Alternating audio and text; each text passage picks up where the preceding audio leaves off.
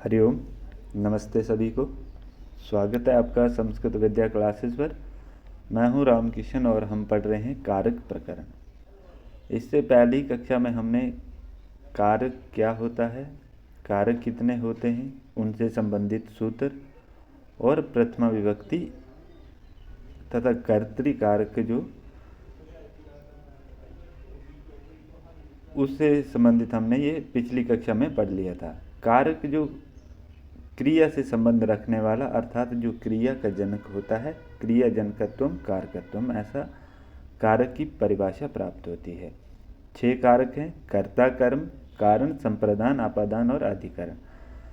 षष्ठी विभक्ति को कारक नहीं माना जाता क्योंकि वो क्रिया से उसका साक्षात संबंध नहीं होता है, और संबोधन को भी हम कारक नहीं मानते हैं क्योंकि संबोधन में प्रथमा विभक्ति आती है, इसलिए उसको भी कारक के अंतर्गत नहीं मानते हैं। हमने पढ़ा था कि प्रतिपादिका अर्थ लिंग, परिमाण, वचन मात्र है प्रथमा विभक्ति। जो स्वतंत्र कर्ता जो उससे कर्तृ संज्ञा होती है, और कुछ जो नियम जिस कौन कहाँ कहाँ पर प्रथमा विभक्ति होगी, तो प्रतिपादिका अर्थ मात्र में, लिंग परिमाण मात्र में, वचन परिमाण मात्र में, इन अर्थों में प्रथमा विभक्ति होती है। जैसे लिंग परिमाण मात्रे उच्च ही नीचे ही कृष्णा श्री ज्ञानम, और लिंग मात्रा अधिक्य में तटह तटी तटम, और परिमाण मात्रा में द्रोणो ब्रीहि, ऐसा उदाहरण प्राप्त हुआ था जो द्रोण रूपी यत परिमाणम तत्परिचिन्न हो ब्रीहि इत्यर्थः। और फिर पढ़ा था हमने वचन मात्रे एकौ दो बाहुआ, ऐसे करके वचन मात्र में भी प्रथमा विभक्ति होती है। और फिर एक पढ़ा था हमने संबोधने, संबोधन में भी प्रथमा विभक्ति होती है। और आज पढ़ेंगे हम कर्म कारक तथा उससे संबंधित द्वितीय विभक्ति। कर्म कारक और द्वितीय विभक्ति में कर्म कारक जो है वो कर्तुः ईप्सिततमं कर्मम, जो कर्ता अपनी क्रिया द्वारा जिस पदार्थ को सर्वाधिक प्राप्त करने की इच्छा करता है उसे ही कर्म कहते हैं। पर उससे पहले एक सूत्र आता है कारके।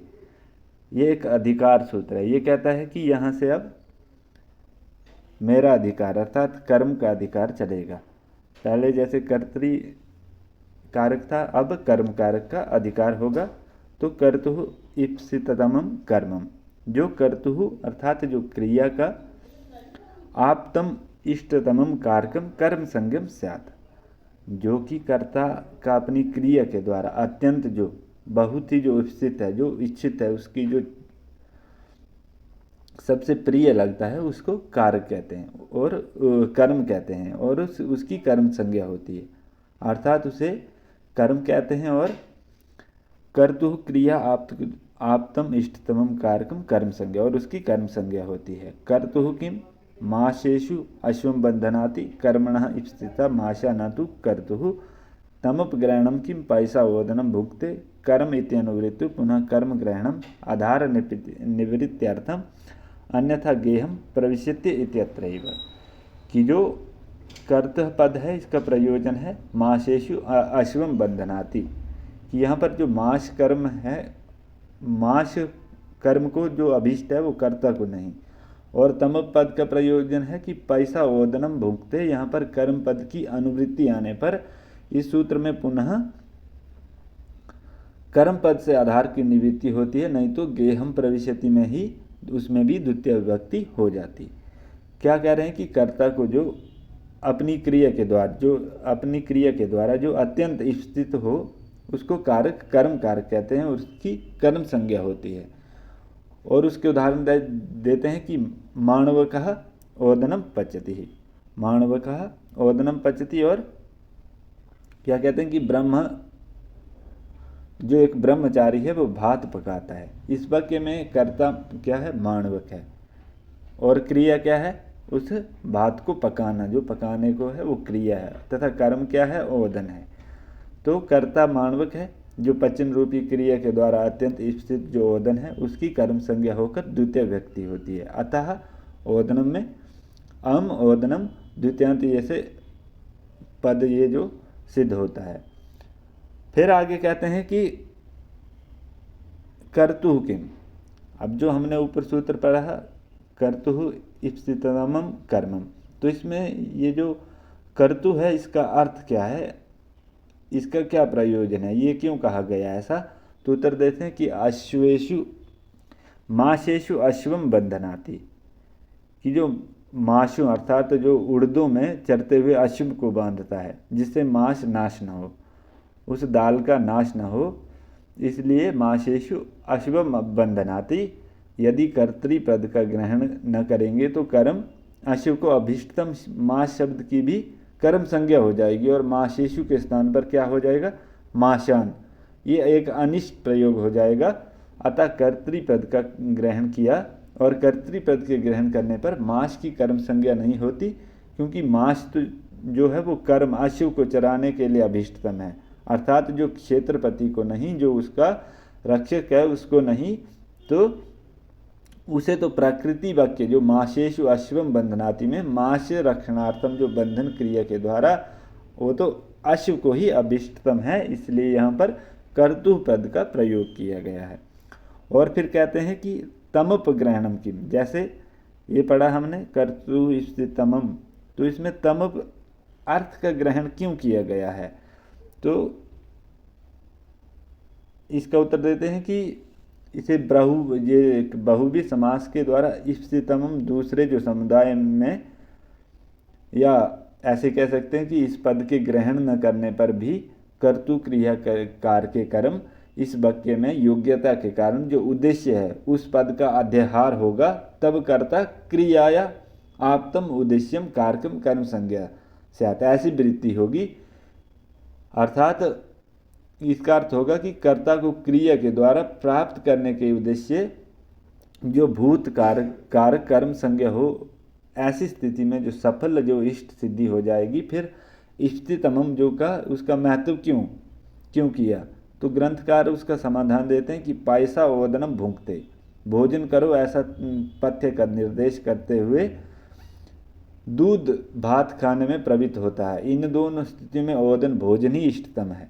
पथ्य को तो उसका उपकरण है, जो पथ्य है वो तो उसका उपकरण है। अतः यदि इष्टतम ग्रहण न करेंगे तो भोजन उद्देश्य पाय की भी, वो जो पाय है उसकी भी कर्म संज्ञा हो जाएगी, जो अभिष्ट नहीं है, जो मतलब ठीक नहीं है, ये पाय की कर्म संज्ञा न हो जाए, इसलिए सूत्र में क्या किया, तमप का ग्रहण किया। तमप का ग्रहण क्यों किया, ताकि पाय जो इसमें रूप है कि पायसा ओदनम भूंगते, इसमें पायसा की जगह पायसम अगर कर देते तो इसकी भी कर्म संज्ञा हो जाती। अगर हम तमप का ग्रहण नहीं करते तो इस पायसा की भी कर्म संज्ञा हो जाती, जो एक अभिष्ट रूप होता, इसलिए इसमें तमप का ग्रहण किया गया है।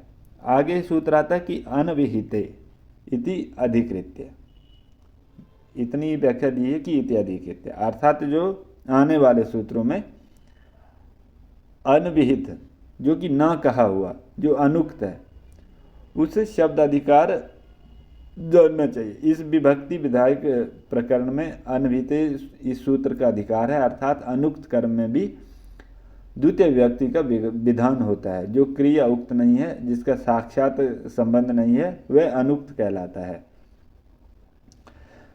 कि जो क्रिया से साक्षात संबंध रखने वाले कर्म को कर्म वाच्य के कर्म में और तो प्रतिपादिक मात्र में प्रथमा व्यक्ति होती है। यह अभिधान कथन प्राय तिंग कृत और तदित ऐसे समासों द्वारा हमें प्राप्त होता है। और आगे सूत्र आता है कि कर्मणि द्वितीय, जो अनुक्त कर्म है उसमें द्वितीय व्यक्ति होती है। अनुक्त कर्म में द्वितीय व्यक्ति होती है। यथा हरिम भजती, हरि को भजता है।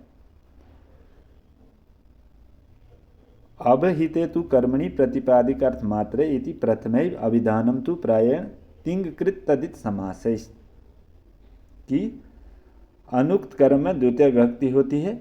जैसे हरि को भजता है, जब कर्म अभिधान या कथित हो तो प्रतिपादिक अर्थ में प्रथम व्यक्ति होती है। कर्म आदि का अभिधान या कथन या प्राय तिंग, कृत और तद्धित प्रत्यय एवं समास द्वारा होती है। तिंग का जैसे उदाहरण इन्होंने दिया है हरि सेव्यते, फिर कृत का उदाहरण दिया है लक्ष्म्य सेवितः, तद्धित का उदाहरण दिया है कि शतेन कृतः सत्यः, और फिर समास का उदाहरण है कि प्राप्ता आनंदो यमसः प्राप्त आनंदः।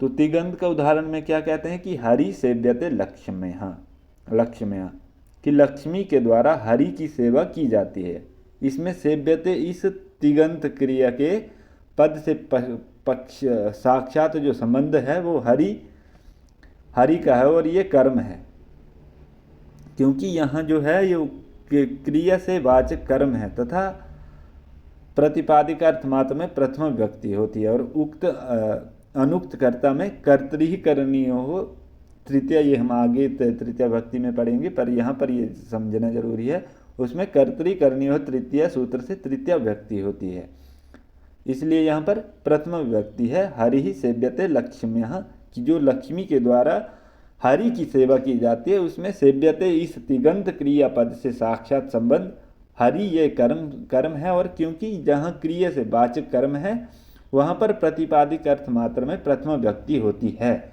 और ये अनुक्त कर्ता में कर्तरी तृतीय सूत्र से तृतीय व्यक्ति होती है।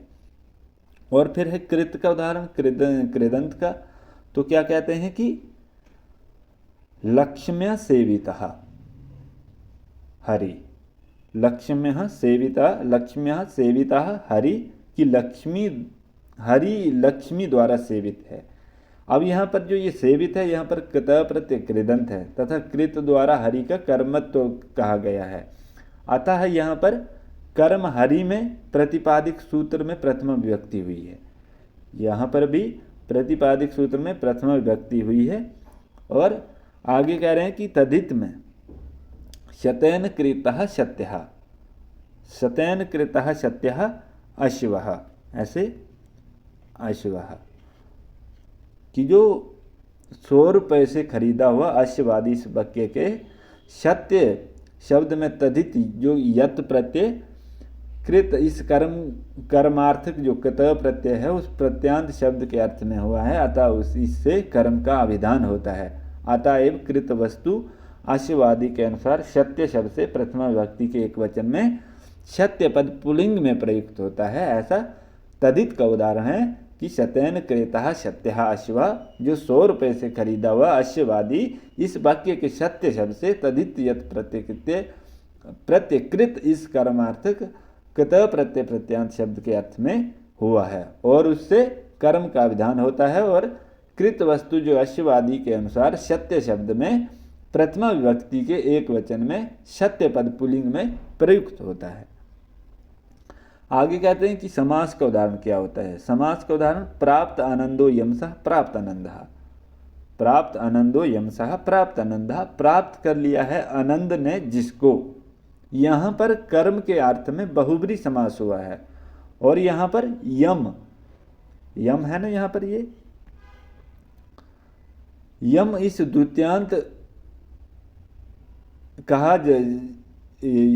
कहा जाने वाला या अन्य पदार्थ कर्मत्व से युक्त है, अतः यम शब्द से अभिहित जो निर्दिष्ट है वो ग्राम आदि शब्द में द्वितीय नहीं होगी, अपितु प्रतिपादिक अर्थ मात्र प्रथमा विभक्ति, उससे भी प्रथमा विभक्ति का विधान होगा। और आगे कहते हैं क्वचिन निपातेन अभिधानम यथा विष वृक्षो अपि संबंध्य स्वयं तुम संप्राप्त्या, कि क्वचिन निपातेन अभिधानम, कि कहीं पर निपात से भी कर्म का विधान होता है। जैसे विष वृक्ष को भी बढ़ाकर स्वयं काटना अयुक्त है, अगर आप वृक्ष लगाते हैं तो उसको स्वयं ही काट देते हैं तो वो भी अनुक्त है। और जो असंप्रतम का अर्थ है युज्यते, यहाँ पर अपि निपात से विष वृक्ष इस कर्म का विधान होता है, अतः इसमें भी प्रथमा विभक्ति ही होती है। अगला सूत्र आता है कि तथा युक्तम च अनिप्सितम, तथा युक्तम च अनइप्सिततमम, कि जो इप्सितमवत् क्रियायुक्तम अनिश्चितमपि कारकम कर्म संज्ञम स्यात्। ग्रामम गच्छन् तृणं स्पृशति ओदनम भुंजानो विषम भुक्ते। ऐसे दो उदाहरण भी हैं। एक तो तथा युक्तम च अनइप्सितमम, ये सूत्र है कि जब कोई पदार्थ कर्ता द्वारा अधिक इप्सित, जो अधिक चाहा हुआ या जिसे अधिक चाहता है, ऐसा नहीं होता है तो उस पदार्थ में भी कर्म कारक होता है। तथा कर्म कारक होने में कर्म में द्वितीय विभक्ति होती है। ये कर्मणी द्वितीय आगे के सूत्र में हम पढ़ेंगे। इससे पहले हमने पढ़ लिया है कि कर्मणी द्वितीया।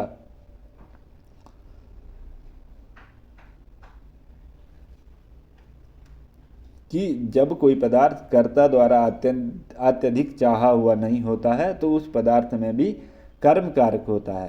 तथा कर्म कारक होने से कर्म में द्वितीय विभक्ति होती है और क्रिया के माध्यम से कर्ता का जो इष्टतम कर्म माना जाता है, जहाँ पर कर्म के लिए क्रिया होती है वहाँ पर कर्म इष्टित के साथ अनिश्चित चाहे नहीं चाहे गए भी कर्म हो जाता है।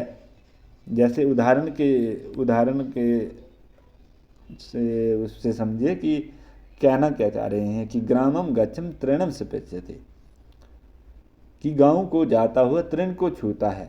इस उदाहरण में कर्ता का जो स्थित ग्राम है, जाना तो उसने गांव को है, किंतु जाते समय तिनके का भी स्पर्श अनायास ऐसे चलते चलते हो जाता है। यद्यपि कर्ता का उद्देश्य गांव जाना है, इसलिए तृण अनिश्चित हुआ। तृण को तो वो चाहता नहीं है, जाना तो उसने गांव को ही है, और रास्ते में उसके हाथ लग गया और या छू लिया ऐसे ही। तो अतः अनिश्चित तृण की भी कर्म संज्ञा होती है। इसके तृण में द्वितीय विभक्ति होती है, कर्मणी द्वितीय, उससे द्वितीय विभक्ति हो जाती है। और फिर कहते हैं कि ओदनम भुंजानो विषम भुंक्ते। ओदनम भुंजानो विषम भुंक्ते, कि जो भात खाते हुए विष को भी खा लेता है। ये इसका उदाहरण है। तथा युक्तम च अनिश्चिततमम, इसका उदाहरण है कि ओदनम भुंजानो विषम भुंक्ते थे, कि जो भात खाते हुए विष को भी खा लेता है। इस उदाहरण में चावल खाना को विष इप्सित नहीं है, उसका तो जो इप्सित क्या है, उसका भोजन करना ही इप्सित है, ना कि विष खाना उसका इप्सित है। तो पर भुंक्ते क्रिया के साथ उसका अत्यधिक संबंध है, न खाते हुए भी खा लेता है, इसलिए विष की भी कर्म संज्ञा तथा कर्मणी द्वितीय से उसकी भी द्वितीय विभक्ति होती है। क्या एक बार फिर से समझिए कि क्या कह रहे हैं। तथा युक्तम च अनिश्चितम च अनिश्चितमम, कि इप्सितम बत क्रिया युक्तम अनिश्चितम अपि कारकम कर्म संज्ञम स्यात्। जब कोई पदार्थ कर्ता द्वारा अधिक जो स्थित नहीं है, चाहा हुआ नहीं होता है, तो उस पदार्थ में भी कर्म कारक होता है। तथा कर्म कारक होने से उसमें फिर द्वितीय विभक्ति हो जाती है। क्रिया के माध्यम से कर्ता का स्थित कर्म माना जाता है। जहाँ पर कर्म के लिए क्रिया होती है वहाँ पर कर्म स्थित होता है। स्थित के साथ अनिश्चित नहीं चाहे गए भी कर्म हो जाता है। जैसे इन्होंने उदाहरण भी दिया है कि ग्रामम गच्छम तृणम स्पृशति, गांव को जाता हुआ तृण को छूता है। इस उदाहरण के में कर्ता जो है स्थित, उसका वो जो जिस चीज़ को चाह रहा है, वो जो उसका कर्म है वो है गांव जाना, किंतु जाते समय वो तिनके को भी स्पर्श कर लेता है, अनायास उसको छू लेता है। यद्यपि कर्ता का उद्देश्य गांव जाना है, इसलिए तृण अनिश्चित हुआ। अतः अनिश्चित तृण की भी कर्म संज्ञा होती है उसके तृण में, और कर्मणी द्वितीय, इस सूत्र से द्वितीय विभक्ति हो जाती है। ओदनम, और फिर है ओदनम भुंजानो विषम भुंक्ते, भात खाते हुए विष को खा लेता है। इस उदाहरण में क्या कह रहे हैं कि उसका जो स्थित है वो चावल खाने को विष स्थित नहीं है, उसका तो सिर्फ भोजन करना ही स्थित है, किंतु भुंक्ते क्रिया के साथ उनका अत्यधिक संबंध है, न चाहते हुए भी खा लेता है, और वो इसलिए विष की भी कर्म संज्ञा तथा कर्मणी द्वितीय से द्वितीय विभक्ति होती है। ये थे दो तीन सूत्र जो द्वितीय विभक्ति और कर्म संज्ञा से संबंधित। कक्षा में अंत तक जुड़े रहने के लिए सभी का धन्यवाद। इसके आगे अगली कक्षा में पढ़ेंगे।